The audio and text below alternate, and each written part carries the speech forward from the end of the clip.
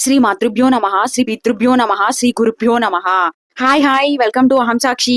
ఇక్కడ small reminder అండి, నేను చెప్పబోయే ఫలితాల్లో ఏమైనా తప్పు అయితే అది నా అవగాహన లోపం అవుతుంది తప్ప శాస్త్రం తప్పు మాత్రం కాదండి. దయచేసి ఇది ఒక్కటి గుర్తుపెట్టుకోండి. హలో ఎవ్రీవాన్, ఈ రోజు మనం మాట్లాడుకునే టాపిక్ ధనం, డబ్బు, ఐశ్వర్య అభివృద్ధి గురించి. అసలు ఏమి చేస్తే డబ్బులు మనకు వస్తాయి, మనం చేసే పని కలిసి రాక ఎందుకు ఆర్థికంగా వెనకబడిపోతున్నాం, మన కంటికి కనబడకుండా ఊహకు అందకుండా మనల్ని అనుకున్నంత ధనం సంపాదించలేక తృప్తి ఆనందం అనుభవించకుండా చేస్తున్న పరిస్థితులకు కారణం ఏమై ఉంటుంది, అసలు దీని నుండి బయటపడగలమా? ఇలాంటివి ఈ వీడియోలో తెలుసుకోవడానికి ప్రయత్నిద్దాం. నేను నా రీసెర్చ్ లో తెలుసుకున్న ఈ విషయాలు మీలో చాలా మందికి నచ్చకపోవచ్చు కూడా, ఎందుకంటే నేను కొన్ని కఠినమైన రహస్యాలు ఈరోజు మీకు చెప్పాలనుకుంటున్నాను. ఇవి తెలుసుకోవడానికే నాకు ఎన్నో సంవత్సరాలు పట్టింది. నిజాల్ని తెలుసుకుని తోసి పుచ్చకుండా మిమ్మల్ని మీరు మభ్య పెట్టుకోకుండా అంగీకరించే శక్తి ఉంటేనే ఈ వీడియో చూడండి, ఓకేనా అండి? So now let's coming to our topic. ప్రతి ఒక్కరికి ఒక కథ ఉంటుంది, అలాగే మీకు ఒక కథ ఉంటుంది. అది పూర్వ జన్మలతో కనెక్ట్ అయి ఉంటుంది. ఆ కథ ఏంటో మీ జాతకం చెప్తుంది. ఆ కథ మీరు పుట్టక ముందు నుండి మొదలవుతుంది. మీరు మరిచిపోయిన జ్ఞాపకాలతో ఉంటుంది. మోసం, ప్రేమ, కన్నీరు, ఆశీర్వచనాలు, రుణాలు, దగ, వంచన, స్నేహం, సహాయం అన్నీ కూడా మీ జాతకం ఈ జన్మకు తీసుకువస్తుంది. కొన్ని జ్ఞాపకాలు మళ్ళీ మేల్కొంటాయి, కొన్ని కలల రూపంలో వెంటాడుతాయి, కొన్ని ఈ జన్మలో బాధలుగా, బంధాలుగా, సంతోషాలుగా మారతాయి. మనం ఆ కథను తెలుసుకోగలిగితే ఈ జీవితం వృధా కాకుండా ఉంటుంది.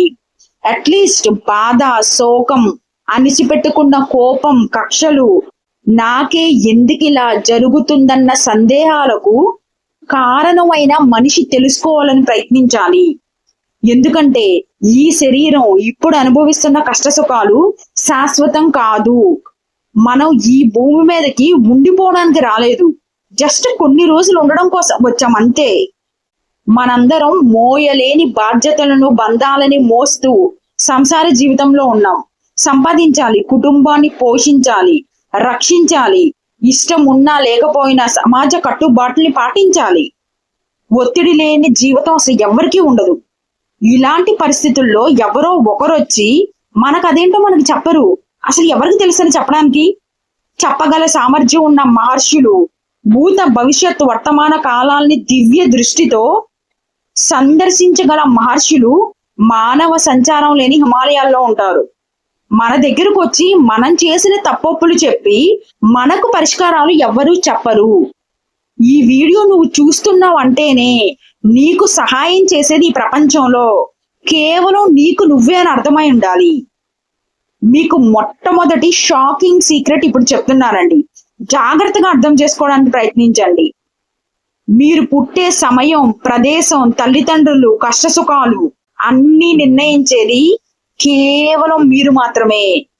ఈ నిర్ణయంలో ఈశ్వర ప్రమేయం ఉండదని ధర్మశాస్త్రాలు చెప్తున్నాయి. ఈశ్వరుడు నిన్ను ఒక రోబోలా తయారు చేయలేదు.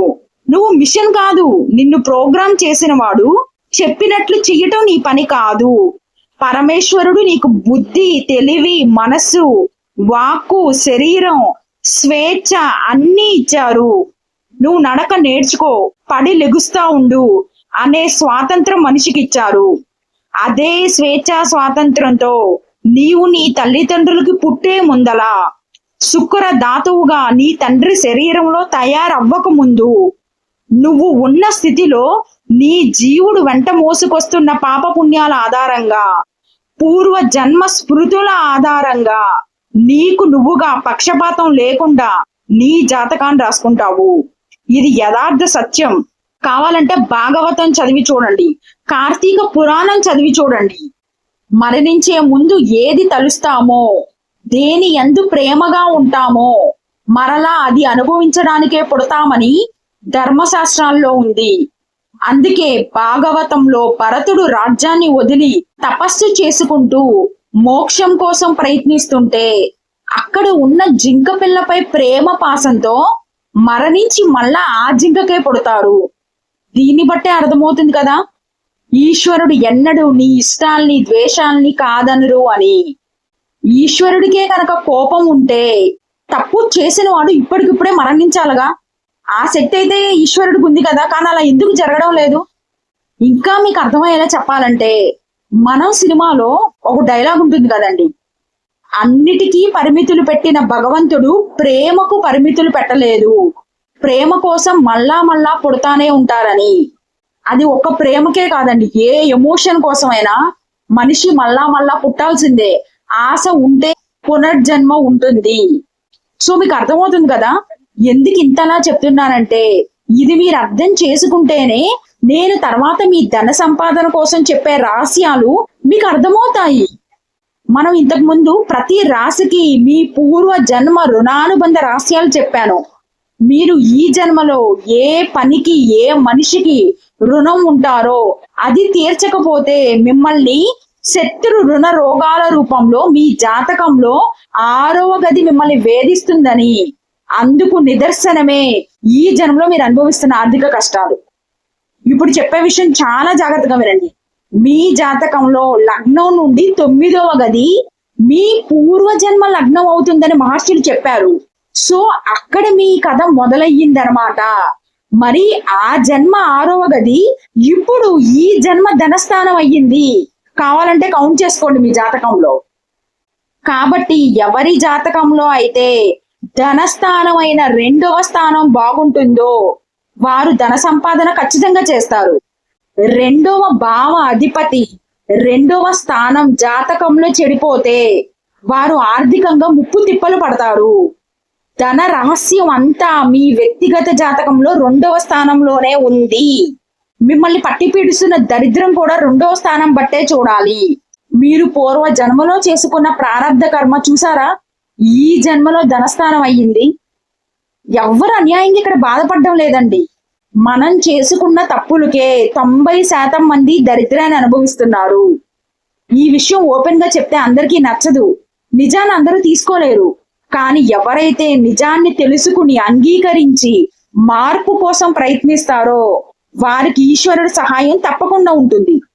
నేను డైరెక్ట్ గా మీ రాశి ధనాధిపతి గురించి చెప్పేసి ఈ దేవుణ్ణి ఆరాధించండి మీకు డబ్బులు వచ్చేస్తాయి అని చెప్తే అది కుదరదండి. ఈశ్వరుడు అంత అమాయకుడు కాదు మీకు ధనం ఇచ్చేయడానికి. దానికి తోడు మీరు ఇంకొన్ని విషయాలు తెలుసుకోవాలి, పాటించాలి. అప్పుడే మీరు ధనం సంపాదించగలరు.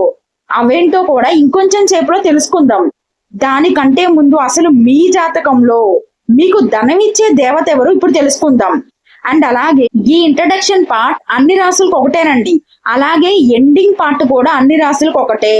వీడియో మధ్యలో మాత్రం ఏ రాశి వారికి సంబంధించి ఆ రాశి ధనాభివృద్ధి గ్రహం దేవత గురించి చెప్పబడుతుంది. ధర్మశాస్త్రాలు చెప్పిన సారాంశం అన్ని రాశులకు ఒకటే ఉంటుంది, అది మారదు. బట్ రాశిని బట్టి కొన్ని విషయాలు మారతాయి అంతే. సింహ రాశి లేదా లగ్నం వారికి ధనాధిపతి బుధుడు, మీ ద్వితీయ స్థానం కన్య అవుతుంది. బుధగ్రహం దేవత సాక్షాత్తు విష్ణుమూర్తి. కాబట్టి మీరు విష్ణుమూర్తిని పూజిస్తే మీకు లక్ష్మీ కటాక్షం తప్పకుండా కలుగుతుంది. మీకు ధనాధిపతి లాభాధిపతి ఇద్దరు బుధగ్రహాన్నే సూచిస్తున్నారు. కాబట్టి మీకు డబుల్ ధమాకా. విష్ణుమూర్తిని ఎంత పూజిస్తే అంత ధనాభివృద్ధి అవకాశాలు పెరుగుతాయి. అలాగే మీరు పాటించే బుధవార నియమాలు కూడా మీకు లక్ష్మీ కటాక్షాన్ని కలుగజేస్తాయి. బుధవార నియమాలంటే ఆ రోజు బ్రహ్మచర్యం పాటించడం, ఆ రోజు అబద్ధాలు చెప్పకపోవడం, ఎవరిని దూషించకుండా ఉండడం, సాధ్యమైనంత మంచిగా ఉండడం, విష్ణు భగవాన్ పూజ చేయడం, మీకు వీలైతే ఆవులకు కాస్త ఆకుకూరలు తినిపించడం, లేదా పక్షులకి ఆహారం పెట్టడం, లేదా లేని వారికి ఏదైనా ఫుడ్ లాంటిది ఏమైనా ఇవ్వడం. ఇలా మీ ఇష్టం, మీ మనస్సు, మీ చేతలతో విష్ణు భగవాన్కి నచ్చినట్లు బ్రతకడం, అది కూడా కష్టమైనా సరే ప్రయత్నపూర్వకంగా మనిషి చెయ్యాలి ఒక రోజు నియమం పాటించినప్పుడు. అలాగే ఈ బుధ స్తోత్రం కూడా ప్రతిరోజు పఠించండి.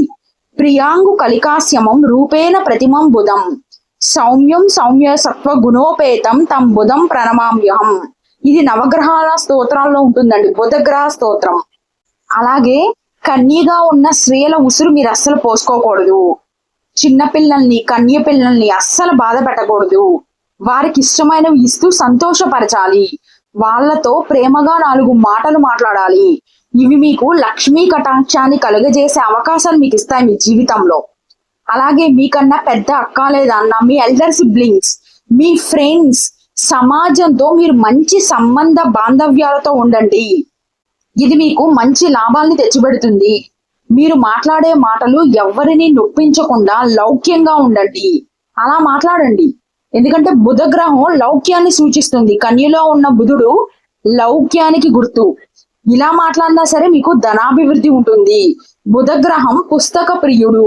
నీతి కథలు పుస్తకాలు కొనుక్కుని రోజుకి 1 కథ చదవడం, లేదా ఎవరైనా పిల్లలకి ఇస్తూ వాళ్ళని చదవమని ఎంకరేజ్ చేసినా సరే మీరు బుధ గ్రహం మనసు గెలుచుకుని ధనాభివృద్ధి అవకాశాలు మీ జీవితంలో పెంచుకోవచ్చు.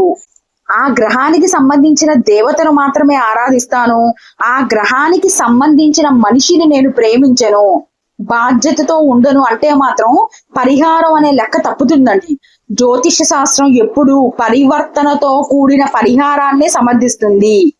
అంటే మీలో మార్పు రావాలి, అహం తగ్గాలి. శాస్త్రం చెప్పింది ధర్మం అయితే మీకు ఇష్టం ఉన్నా లేకున్నా ఆచరించాలి. మార్పు మీలో వస్తేనే మీ పూజలకు ఫలితం ఉంటుంది. ఇది తెలియక చాలా మంది ఎన్ని పూజలు చేసినా ఫలితం రావడం లేదని బాధపడతారు, నిరాశలో కుంగిపోతారు. అలాగే అన్యాయం చేసిన, అక్రమంగా డబ్బులు సంపాదించిన, దేవుడు నన్నేం చెయ్యడం లేదు, నేను పూజలు చేస్తున్నా కదా అని అనుకున్న వారంత అమాయకులు మాత్రం ఎవరు ఉండరండి. సృష్టి నియమాలు మానవ మాత్రులను అర్థం చేసుకోలేం. కర్మ తప్పక తిరిగొచ్చి వాళ్ళని కొట్టినప్పుడు వడ్డీతో సహా చెల్లించాల్సి వస్తుంది. కాబట్టి మనిషి సాధ్యమైనంత ధర్మంగా బ్రతుకుతూ దోషాలున్న గ్రహాలకి పూజలు చేస్తే ఖచ్చితంగా మనిషి కర్మను తప్పించుకుని లక్ష్మీ కటాక్షాన్ని పొందగలడు. అండ్ ఇప్పుడు మీరు నన్ను ఒకటి అడగొచ్చు, నేను అన్ని పూజలు చేస్తాను, అలాగే ఈ రోజుల్లో ఏ గుడి ఖాళీ ఉండడం లేదు, చాలా మంది దేవుడి గురించి చెప్పే గురువులు మఠాలు వచ్చాయి, అయినా మనిషికి ఎందుకు ఆర్థిక కష్టాలు తప్పడం లేదని. సో ఇలాంటి క్వశ్చన్స్ మీ మైండ్ లో రన్ అవుతా ఉంటాయి కదా. చాలా చాలా జాగ్రత్తగా ఇప్పటి నుండి నేను చెప్పే మాటలు అర్థం చేసుకోవడానికి ప్రయత్నించండి.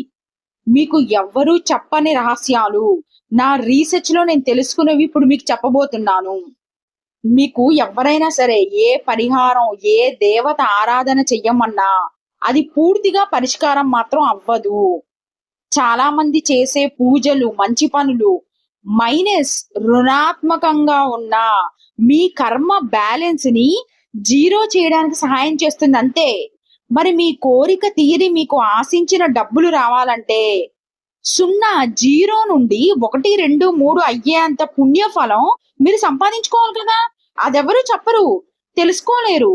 అందుకే చాలా మంది చేసిన పూజకు, చేసిన మంచికి ప్రతిఫలం రాలేదని, దేవుడు లేరని బాధపడతారు. మీకు జాతకంలో ఒక దోషం ఉండి మీకు డబ్బులు రావడం లేదంటే మీరు మైనస్ లో ఉన్నారనే కదా. మీరు ముందు మైనస్ నుండి 0కి రావాలి, తర్వాత 0 నుండి 1కి రావాలి. అంటే ముందు మీరు పూర్వజన్మలో చేసిన పాపాన్ని ప్రక్షాళించుకునే అంత ఒక పరిహారం చెయ్యాలి. అక్కడికి 0 అయిపోతుంది. ఆ తర్వాత డబ్బు సంపాదన కోసం కొత్తగా పుణ్యం మీ అకౌంట్ లో ఉండాలి కదా, అప్పుడే కదా మీకు అది వస్తుంది తిరిగి. సో ఇప్పుడు మనం ఈ వీడియోలో పరిహారంతో పాటు ఇంకా ఏమి చేస్తే, ఏమి తెలుసుకుంటే నిజంగా జీవితంలో అభివృద్ధి, ధన సంపాదన వస్తుందో తెలుసుకుందాం. జ్యోతిష శాస్త్రంలో మీ 2వ భావం ధనస్థానం ఒకటే కాదండి, అక్కడే ఈశ్వరుడు మీ వాక్కు, మీరు తినే ఆహారం, కుటుంబ వృద్ధి, అకాలంగా వచ్చే మరణం కూడా పెట్టారు. అంటే జాతకంలో 2వ స్థానం మీ ధనం, మాటలు, ఆహారం, అకాల మరణం ఇన్నింటికి కారణం అన్నమాట. అది ఎలాగో ఇప్పుడే నిరూపిస్తాను. మీలో చాలా మంది గమనించే ఉంటారు, పెళ్లి సమయంలో కొంతమందికి అకాల మృత్యు వస్తుంది. ఏ ఫోటోషూట్ లోనో, లేదా ప్రయాణం చేస్తున్నప్పుడో, లేదా హనీమూన్ లోనో కొత్త పెళ్లి కూతురో పెళ్లి కొడుకో ఒక్కొక్కసారి అర్ధాంతరంగా చనిపోతూ ఉంటారు. అవునా? ఇది మీలో చాలా మంది వినే ఉంటారు కదా. అలా ఎందుకు అవుతుంది అసలు? పెళ్లికి ముందే ముహూర్తం పెట్టినప్పుడు జ్యోతిష్యులకు తెలుస్తుంది కదా, జాతకంలో అర్ధాంతరంగా చనిపోయే గండాలు ఎప్పుడు బలంగా ఉన్నాయో, పూర్ణ ఆయుష్ ఉందో లేదో అన్ని తెలుసుకునే ముహూర్తం పెడతారు కదా. కానీ ఎందుకు ఇలా జరుగుతుందో అని తెలుసుకోవడానికి నేను చాలా సంవత్సరాలు ఎదురు చూశానండి. ఈ ప్రశ్నకు సమాధానం తెలుసుకోవడానికి నేను కొన్ని ప్రయత్నాలు జపాలు చేసి అర్హత సంపాదించుకున్న తర్వాత నా జీవితంలోకి ఈశ్వరుడు ఒక గురువుని పంపించి జ్యోతిష్య శాస్త్రంలో ఉన్న ఈ రహస్యాన్ని నాకు తెలియజేశారు. ఇది నిజమా కాదా అని నేను కొన్ని జాతకాల్ని పరిశీలించాక అప్పుడు కన్ఫర్మ్ చేసుకున్నా అండి. నాకు తెలిసిన రహస్యాన్ని నేను పరిశీలించిన జాతకాల్ని మేళవించి మీకు ఇప్పుడు ఒక్కటి చెప్తున్నాను. ధర్మాన్ని కర్మను నమ్మిన వారు మాత్రమే విని వదిలేయకుండా ఇప్పుడు నేను చెప్పిన విషయాన్ని ఆలోచించి ఆచరిస్తారు. 2వ స్థానంలో ఉన్న అకాల మృత్యువు యాక్టివేట్ అవ్వకుండా ఉండాలంటే 2వ స్థానంలో ఉన్న ఆహారం, ధన సంపాదన, మాటలు, కుటుంబం విషయంలో అన్యాయం చెయ్యకూడదు. ఒకరి సొమ్ము అన్యాయంగా తినేసిన, ఒకరి ఉప్పు తింటూ వారికి ద్రోహం చేసిన, మీ మాటలతో ఎవరినైనా నొప్పించిన, కుటుంబాన్ని నిర్లక్ష్యం చేసిన అది ఆయుష్ని తినేస్తుంది. ఒక్కసారి మీరే ఆలోచించండి. పెళ్లి చేసుకుని అర్ధాంతరంగా చనిపోయే సమయంలో మనిషి వయసు సుమారుగా 25-30 సంవత్సరాలు ఉంటుంది యావరేజ్ గా. అప్పటికి వారు ఏమంత తప్పులు ఘోరాలు చేసుంటారు ఈ జన్మలో? ఎవరి ఉసురు పోసుకుని ఉంటారు? అన్యాయంగా అకారణంగా చనిపోయే వారే ఎక్కువ ఉంటారు కదా. అది ఈ జన్మ పాపం కాదు, వారి గత జన్మ పాపం. అది మనిషి ఆశల్ని అడియాసలు చేస్తుంది. ఎన్నో కోరికలు తీరకుండానే చనిపోయిన మనశ్శాంతి లేకుండా చేస్తుంది. ఎప్పుడెప్పుడు 2వ స్థానంలో ఉన్న మాటలు, ధన సంపాదన, ఆహారం విషయంలో తప్పుడు మార్గాల్లోకి వెళ్తామో అది అపమృత్యువై అంటే ఆయుష్ తీరకుండానే మరణించేలా చేస్తుంది. నేను వీడియో స్టార్టింగ్ లోనే చెప్పానండి, మీ గత జన్మ 6వ గది రుణస్థానం, ఈ జన్మ 2వ స్థానం ధన మారక స్థానం అయ్యిందని. అపమృత్యు అంటే అర్ధాంతరంగా చనిపోవడమే కాదు, మరణంతో సమానమైన శిక్ష కూడా అని. అందుకే లోకంలో ఎక్కువ ధనవంతులు కన్నా middle class, below middle class, పేద ప్రజలే ఎక్కువ ఉంటారు. అన్యాయంగా మాటలతో ఒకరిని హింసిస్తే అది మన ఆయుష్పై పడుతుంది. ఆహార నియమాలు పాటించకపోయినా ఒకరి సొమ్ము అన్యాయంగా తిన్నా ఆయుష్ పైనే పడుతుంది. అసలు మీకు ఇంకో రహస్యం చెప్పనా అండి? మా గురువులు వాళ్ళ అనుభవంలో చూసి నాకు చెప్పారు, మనిషికి 3 గండాలు ఉంటాయి. 2 ఎలా అలా తప్పించుకోగలరు మంచిగా బ్రతికితే, 3వది మాత్రం చాలా కష్టమటండి. ఇక దాన్ని జయించలేరంట. ఈశ్వరుడు మీ జాతకంలో ఆయుష్ని కేవలం 8వ స్థానానికే పరిమితం చెయ్యలేదు. అకాల మృత్యు అని మరో 2 స్థానాలు కూడా ఆధిపత్యం ఇచ్చారు. అందులో ఒకటి 2వ స్థానమైన ధనస్థానం. మీకు ఇందాకే చెప్పాను, మీరు ఎవరిని పూజించాలో చెప్పడంతో పాటు మీకు ఇంకొన్ని పరిష్కారాలు చెప్తాను. వాటిని మీరు పాటిస్తేనే మీరు ధన సంపాదన చేయగలరని. లేదంటే అందరితో పాటు సామాన్యంగా మిగిలిపోవడం తప్ప మీరు మీకంటూ చరిత్రలో కొన్ని పేజీలు సృష్టించుకోలేరు. మొట్టమొదటి పని ఏంటంటే, మీ మాటలతో ఒకరికి ధైర్యం చెప్పకపోయినా పర్లేదు, సూటిపోటు మాటలతో హింసించొద్దు. ఒకరి ఆత్మ విశ్వాసాన్ని దెబ్బతీయొద్దు, అవమానించేలా మాట్లాడొద్దు. కంట్రోల్ చేసుకోండి. అతిగా మాట్లాడే వారి దగ్గరకు అసలు లక్ష్మీదేవి రాదు. 2, మీరు తినే 4 మెతుకుల కోసం ఒకరిని అన్యాయం చేసి సంపాదించొద్దు. అది ఇప్పుడు నీకు ఉపయోగపడినా సరే నీకు మనశ్శాంతి సుఖం తర్వాత ఉండదు. ఇవేమీ పాటించకపోయినా అన్యాయం చేసేవారి దగ్గర డబ్బులు బాగున్నాయి కదా అని మీరు అనొచ్చు.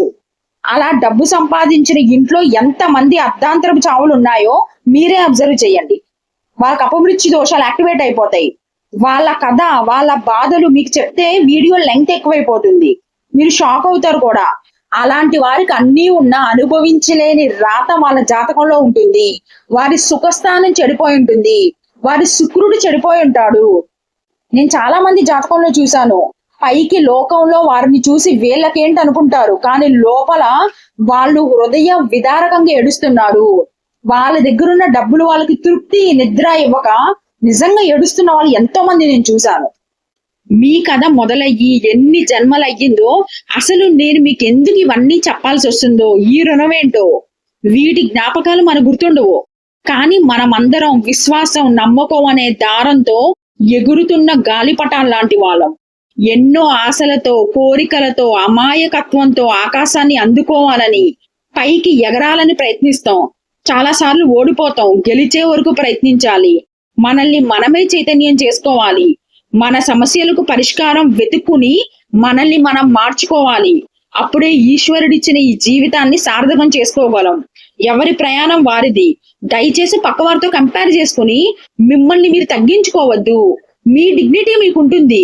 మిమ్మల్ని మీ ఉన్నత గుణాల్ని చూసి మురిసేవారు మీకుంటారు. లేదా పంచభూతాలు మిమ్మల్ని చూసి ఆనందించొచ్చు.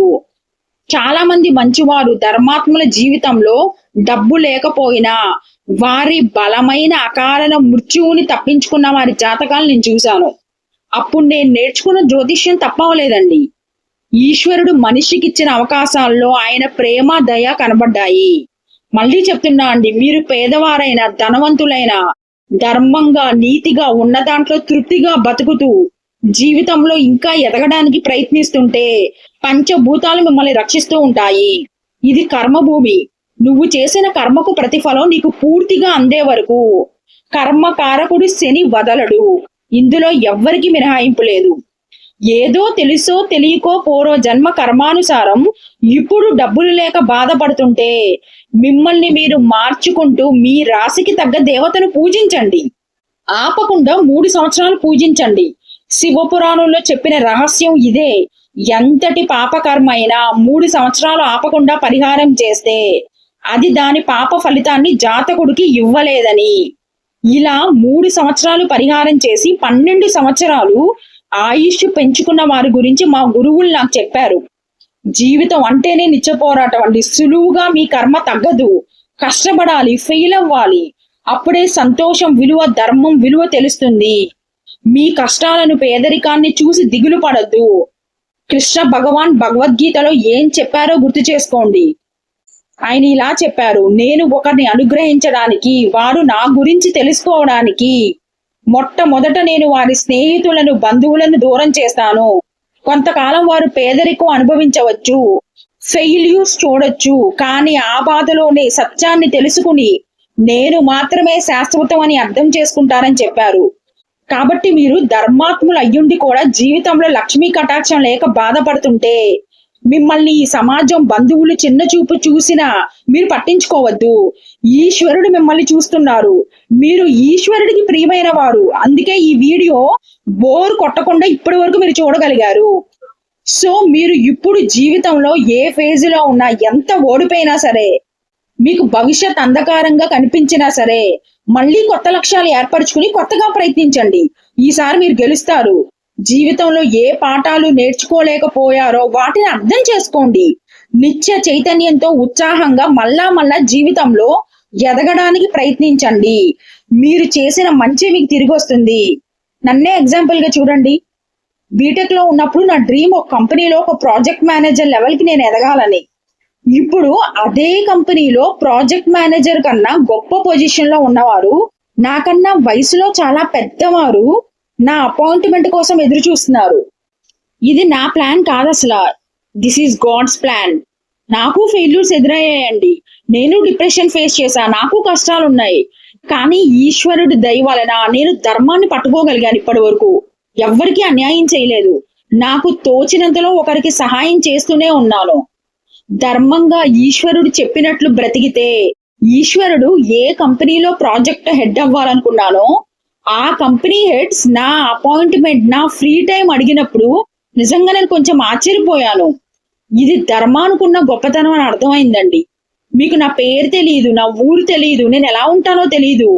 కేవలం ఈశ్వరుడు ప్రసాదించిన వాక్కు ద్వారా మీరు నా మాటలు విని మీ బాధ కొంచెమైనా తగ్గి మీరు ఉపశమనం పొంది ధర్మాన్ని నమ్ముతున్నారంటే ఇదంతా కేవలం ధర్మం గొప్పదనమే. మీరు ధర్మాన్ని కాపాడితే ధర్మమే మిమ్మల్ని కాపాడుతుంది. అంటే ఇంకొక విషయం ఏంటంటే, నేను ఏ పంచాంగం కూడా ఫాలో అవ్వనండి. జస్ట్ చార్ట్ వేసి నా ఓన్ గా స్క్రిప్ట్ రాయడం స్టార్ట్ చేస్తాను. ఈశ్వరుడు నాకు ఈ నిమిషం బుద్ధి పుట్టించినంతలో ఫలితాలు చెప్పేస్తాను. ఇంత డీప్ గా ఆలోచించి రాయడానికి నాకు కనీసం ఎంతొద్దన్నా 2 గంటల సమయం పైనే పడుతుంది. ఇంత కష్టపడి ప్రెడిక్ట్ చేసి వీడియో రిలీజ్ చేశాక అది ఎక్కువ మందికి రీచ్ అవ్వకపోతే నాకు ఒక్కొక్కసారి ఇంట్రెస్ట్ తగ్గుతుంది. మీరిచ్చే కామెంట్స్, లైక్స్ మాత్రమే యూట్యూబ్ అల్గారిథం కి అర్థమవుతుంది. ఈ వీడియోని వేరే వారికి సజెస్ట్ చేస్తుంది.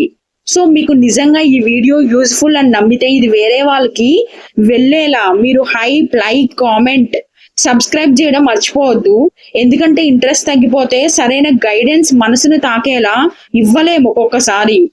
So my dear sweet audience, please encourage our channel. That's all అండి. Thank you for watching. సర్వం శ్రీకృష్ణార్పణమస్తు. సర్వే జనా సుఖినో భవంతు.